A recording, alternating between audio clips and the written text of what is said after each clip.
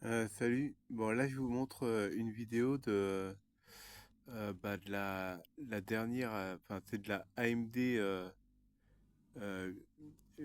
8090M, et on peut constater qu'elle est plus rapide que la RTX 2050. Et il faut savoir que, en termes de teraflop, la Switch 2 aura l'équivalent d'une RTX 2050 en termes de puissance. Et donc, moi, ce que je comprends pas, c'est Nvi- euh, pourquoi comment on appelle ça, Nintendo a pas mis justement une AMD 8090M dedans, parce que bah, c'est une carte enfin, c'est un APU, hein, c'est un processeur intégré au processeur.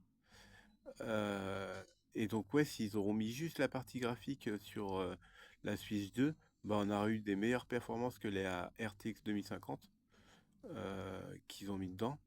Et comme on peut voir, la Intel Arc 140V, je la connais pas trop, j'ai pas trop encore regardé les benchmarks et tout, mais même s'ils auront mis cette carte-là, la Intel, bah, ça aurait été plus intéressant, quoi. Parce que là, ils ont mis juste une RTX 2050, peut-être pour le ray tracing, je sais pas, pour faire du upscale ou de la génération d'images.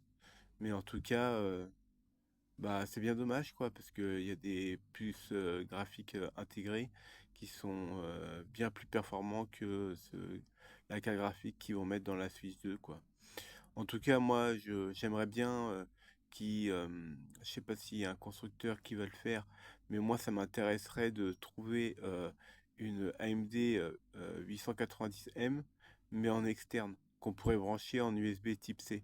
Et bah, bien sûr, il faudra le brancher sur un secteur, parce que je crois qu'elle consomme dans les 50 watts, un truc comme ça. Mais avoir une carte comme ça en externe que tu branches en USB type C et après que tu branches sur secteur, bah ça qui consomme pas beaucoup, ça permettrait à des vieux PC portables qui ont juste un chipset graphique ancien de pouvoir jouer à des jeux, ou pourquoi pas le brancher sur un Raspberry Pi 5 et donc bah, pouvoir jouer à des jeux. Pareil pour la Intel Arc 140V, l'avoir en externe, dans un boîtier externe, comme un peu comme un disque dur, le brancher en USB type C et ensuite avoir une prise secteur. Ça permettrait de jouer à pas mal de jeux. Surtout que sur Raspberry Pi 5, bah, on a 16 Go avec un quad-core à 2400 MHz. En plus, si on met un module pour mettre un SSD, bah, ça fait complètement un PC pour jouer, quoi. Donc voilà. Donc bah, je vous présente la 8090M qui est très intéressante. Voilà, tchuss.